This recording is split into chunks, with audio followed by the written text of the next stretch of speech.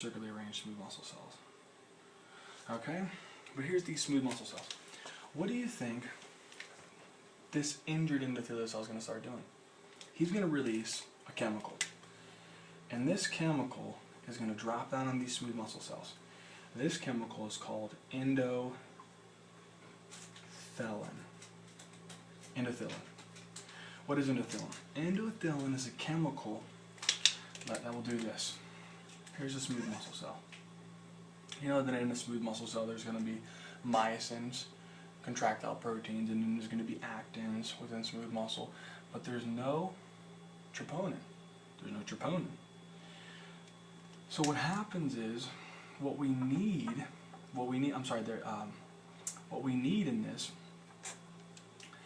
is the calcium does not bind onto troponin anymore like it would in skeletal muscle and cardiac muscle. It binds on to another intracellular protein called calmodulin.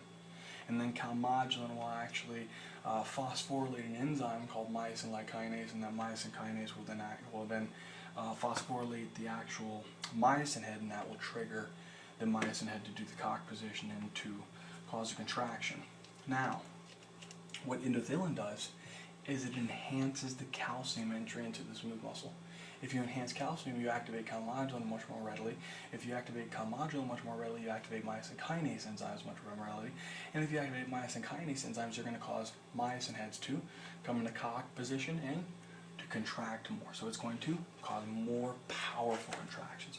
So what does endothelin do? He enhances calcium entry into the smooth muscle. He causes calcium saturation within the smooth muscle to trigger powerful contractions. Okay? That's one thing that happens that triggers it. Okay?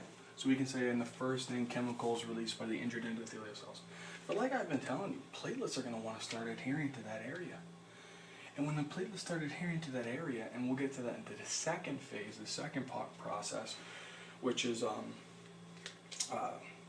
platelet plug formation, but there's chemicals. I'm just trying to go over those chemicals because vascular spasm is the first thing that occurs, but it occurs throughout the entire hemostatic mechanism. Okay? And then what happens is there's another chemical, and we'll get to those into the second phase, but there's 3 chemicals that are released by the platelets. 2 of those chemicals affect this pathway. And I'm just going to draw them up here, and I'm just going to briefly explain them because we're going to talk about them into the second part of hemostasis. One of them is called serotonin. Serotonin is a biogenic amine. It's actually a neurotransmitter. And there's another one called, so this is the one I was talking about, this is a derivative of prostaglandin. It's called thromboxane.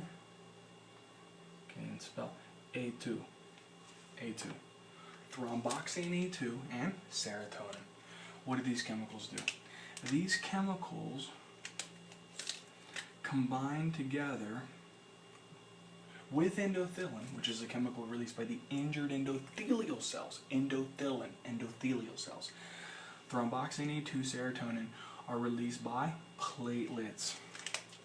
But they're released when the platelets are actually, they don't have a nucleus. They're released from the platelets whenever the platelets are actually degranulated, and we'll talk about that next. But what these do is they do the same thing. They enhance the vascular spasm response. What is vascular spasm? It's the immediate vasoconstriction of the circularly arranged smooth muscle within the injured or ruptured blood vessel wall, caused by endothelin, serotonin, thromboxane A2. Those are chemicals. What chemicals are released by the endothelial cells? Endothelin.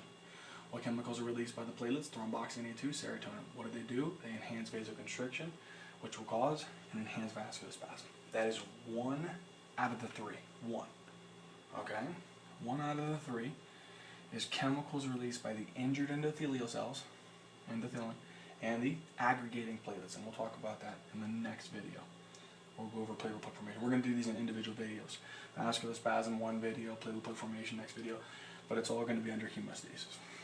Okay? Now, that's the first one. So let's write that down. Chemicals released by injured endothelial cells and aggregating platelets. Okay, that's the first one.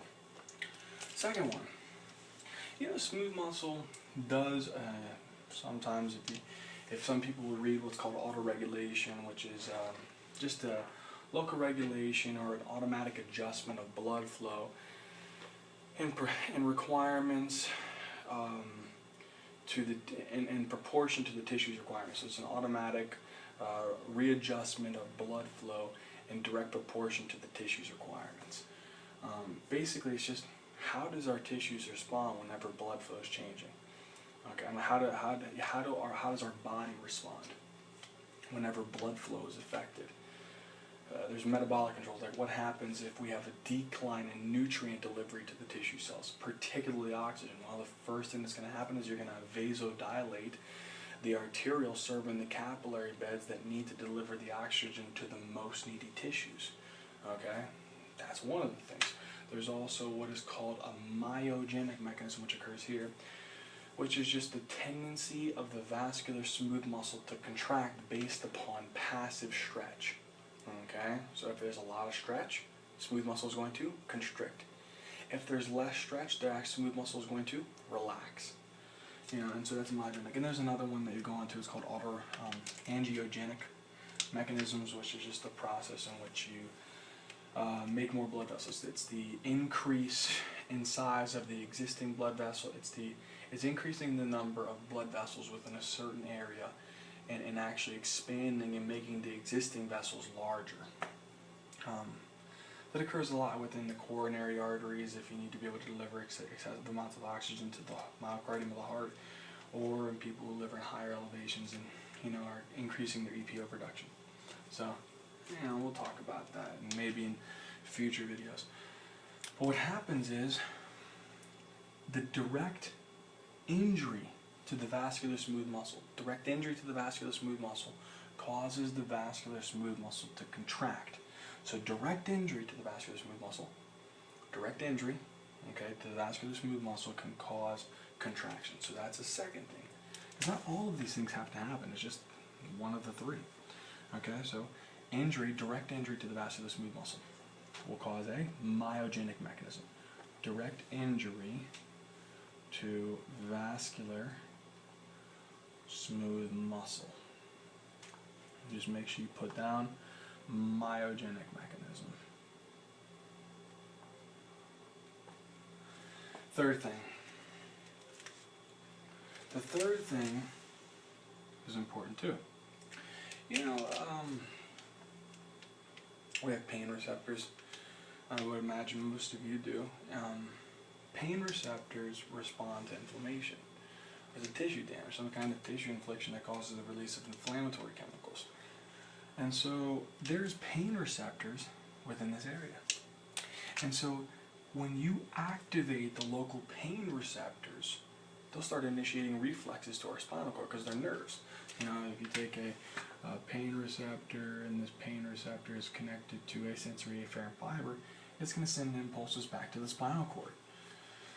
So what happens is you can cause activation of local pain receptors initiating a reflex.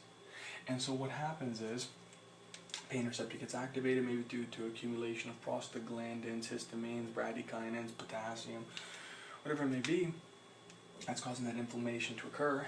It can activate the sensory afferent fiber and send impulses to the spinal cord. Specifically, it'll go through the posterior great horn, across and in front of the central canal, through the great commissure, and then to the lateral white column on the opposite side, contralateral side, and then go up through the lateral spinal thalamic tract, and it combines with what's called the spinal tectal tract and the ventral spinal thalamic tract, and it forms the spinal lemniscus.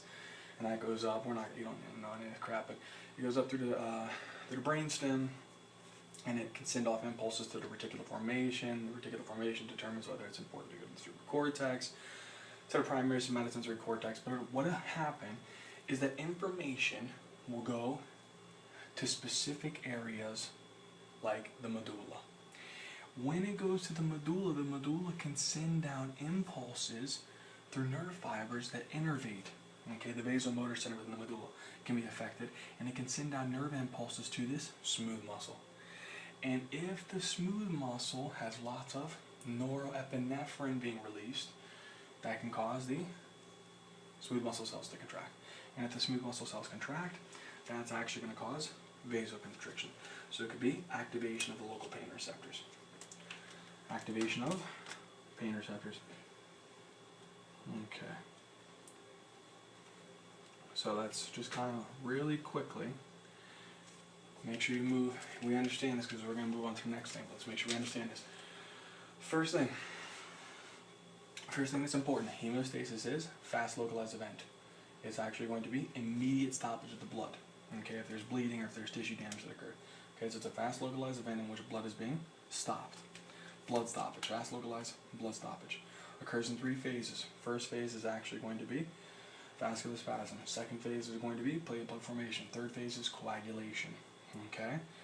When you have a healthy, intact, smooth endothelial cell surface, okay, and antithrombotic substances that is being released by the healthy endothelial cells like nitric oxide, prostacyclin, and adenosine diphosphatase, that inhibits the platelets and keeps them inactivated within the circulatory system and inhibits them from adhering and causing a undesired blood clot.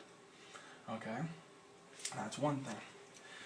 But what happens is, due to some kind of tissue damage that we just assumed that occurred, or some kind of tissue damage that occurred in which exposed the underlying collagen fibers, what happens is the healthy endothelial cells can't release those antithrombotic substances. Instead, they release chemicals like endothelin.